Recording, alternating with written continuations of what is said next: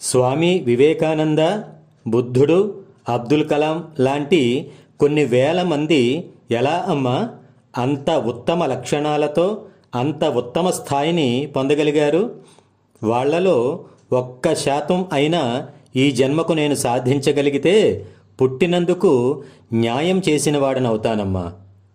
చాలా మంచి మాట నాన్న. అయితే వాళ్ళలా 1% అయినా అన్న మాట తప్పు నాన్న. ఎందుకంటే ఈ భూమి మీద ప్రతి మనిషికి అలాంటి అవకాశాలు ఉంటాయి. కానీ కోట్ల మంది సంకల్పం దగ్గరే ఆగిపోతారు. ఇదిగో ఇలాంటి మహానుభావులే లక్ష్యం వరకు చేరుతారు. అలా లక్ష్యం మీద మాత్రమే దృష్టి పెట్టి లక్ష్యాన్ని చేరుకోవాలంటే ఏం చేయాలమ్మా? ఏం లేదు నాన్న.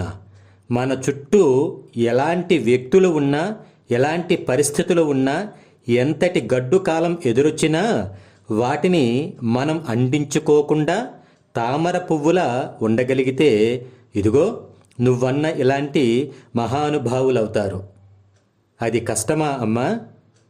ఇక్కడ కష్టమా సులభమా కాదు, సాధ్యమా అసాధ్యమా అన్నది చూడాలి. అసాధ్యం అయితే మరి వాళ్ళు ఎలా చేరారు? కనుక ఇక నీ దృష్టి లక్ష్యం మీద పెట్టి ప్రయాణించు అంతే. జై హింద్.